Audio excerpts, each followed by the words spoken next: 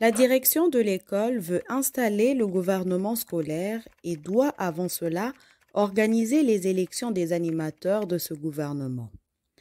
Les élèves de la 8e année de l'éducation de base, répartis en plusieurs groupes, sont membres de la commission électorale et assurent la logistique du système électoral. Les cartes d'élèves seront utilisées comme cartes d'électeurs. Les bulletins de vote, les macarons et les urnes ayant été produits et fabriqués à l'école par les élèves, la direction de l'école demande aux élèves de démarrer les activités électorales. Bonjour, dans la précédente leçon, nous avons appris comment trier et filtrer les données sur Excel. Si vous avez bonne mémoire, donnez la différence entre ces deux concepts et indiquez dans quel ordre s'effectue un tri lorsqu'il s'agit d'un champ de type texte. Dans la suite de notre leçon sur la gestion et l'organisation des données sur Excel, nous verrons aujourd'hui la collecte et le traitement des données. L'onglet Données offre plusieurs outils pour gérer et analyser une masse de données. Le premier groupe de celui-ci, nommé Données externes, permet d'importer des données provenant de plusieurs sources différentes. Le second groupe, Connexion, permet de gérer la connexion entre ces fichiers. Comme nous l'avons vu dans la précédente leçon, le troisième groupe, Trier et filtrer, permet de trier et filtrer les données. Ensuite, Outils de données sert à gérer les données et valider leur entrée. Enfin, le groupe Plan permet aussi de regrouper et d'analyser une liste de données. Voyons maintenant la collecte de données. Tout d'abord, commençons par les données externes. Avant de commencer toute analyse, il faut avoir une base de données. Une base de données est une collection d'informations organisées afin d'être facilement consultable, gérable et mise à jour. Ces données sont généralement organisées en lignes, colonnes et tableaux. Vous pouvez utiliser les données que vous avez entrées directement dans un classeur Excel. Cependant, il est aussi possible d'accéder et importer des données provenant de sources externes, c'est-à-dire des données qui proviennent d'autres applications. Pour cela, il faut vous rendre dans le premier groupe Données externes, puis choisissez si vous voulez importer des données depuis le web par exemple. Si vous importez des données à partir du web, certains sites peuvent vous fournir des données. Vous devez entrer l'adresse du site ainsi que celle du fichier que vous recherchez. À partir du texte, vous pouvez aussi importer des données provenant de simples fichiers de type texte si vos données sont bien structurées. Pour réaliser ces manipulations, c'est simple. Il vous suffit de vous rendre dans le premier groupe de l'onglet Données, ensuite cliquez sur le sous-menu qui vous intéresse. Par exemple, appuyez sur le bouton à partir du texte. De la fenêtre des fichiers, sélectionnez le fichier de format PRN ou TXT ou CSV que vous désirez. Appuyez ensuite sur Importer. Un assistant d'importation de fichiers de type texte ou ayant l'extension TXT va s'activer. Il faut répondre à quelques questions afin d'importer les données dans Excel. La seconde étape consiste à informer l'assistant de quel caractère il doit utiliser pour séparer les champs l'un de l'autre. Ensuite, appuyez sur le bouton Suivant. À cette étape, vous pouvez indiquer à Excel quel type de contenu il y a dans chaque colonne de la liste de données. Placez le curseur dans chaque colonne et sélectionnez le format de données. Sélectionnez ensuite l'option Standard si vous n'êtes pas certain.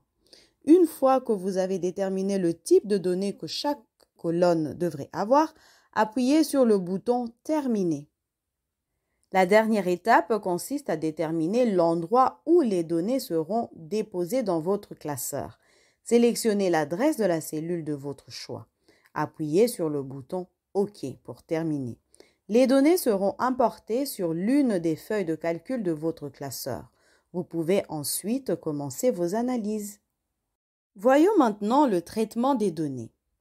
Pour analyser les données, vous pouvez utiliser le tri et le filtre, mais aussi les opérateurs arithmétiques comme nous l'avons vu dans la précédente leçon. Il existe cependant plusieurs autres outils d'analyse. Nous verrons deux d'entre eux. l'utilitaire d'analyse et le tableau croisé dynamique. L'utilitaire d'analyse. L'utilitaire d'analyse est un ensemble d'outils permettant d'étudier une ou plusieurs variables quantitatives. Il fait partie des macros complémentaires d'Excel qui ne sont pas actives par défaut. Avant la première utilisation, il faut donc l'activer. Pour ce faire, rendez-vous dans l'onglet Fichier et sélectionnez l'outil Options. Dans la fenêtre qui va s'ouvrir, choisissez Complément, puis cliquez sur le bouton Atteindre en bas de la fenêtre. Dans la nouvelle fenêtre Macro Complément, cochez Analysis Toolpack, puis validez par OK. Un nouvel onglet intitulé Utilitaire d'analyse va s'afficher dans la barre d'outils. Cet onglet permet par exemple de faire un traitement univarié, c'est-à-dire une étude statistique d'une seule variable sur les données, notamment avec des variables quantitatives et qualitatives. Les variables quantitatives correspondent aux données numériques, comme par exemple l'âge, le pourcentage, etc. Et les variables qualitatives correspondent par exemple aux villes, noms, prénoms, etc. Le tableau croisé dynamique. Cet outil permet d'étudier une ou plusieurs variables qualitatives et quantitatives. Le tableau croisé dynamique permet également de calculer, de synthétiser et d'analyser des données qui vont servir par la suite à faire des comparaisons et à dégager des tendances dans vos données. Pour créer un tableau croisé dynamique, il faut sélectionner les cellules à partir desquelles vous voulez créer un tableau croisé dynamique, sélectionnez Insertion, tableau croisé dynamique. Sous Choisissez les données à analyser, cliquez sur Sélectionner un tableau ou une plage. Dans Tableau plage, vérifiez la plage de cellules. Sous Choisissez l'emplacement de votre rapport de tableau croisé dynamique, sélectionnez Nouvelle feuille de calcul pour placer le tableau croisé dynamique dans une nouvelle feuille de calcul. Feuille de calcul existante, puis sélectionnez où le tableau croisé dynamique doit apparaître. Cliquez sur OK pour terminer. Attention, vos données ne peuvent pas comporter de lignes ou colonnes vides. Elles ne peuvent comporter qu'une seule ligne de titre. Pour conclure, nous venons de voir que pour traiter des données, différents outils prédéfinis peuvent être utilisés selon le résultat souhaité.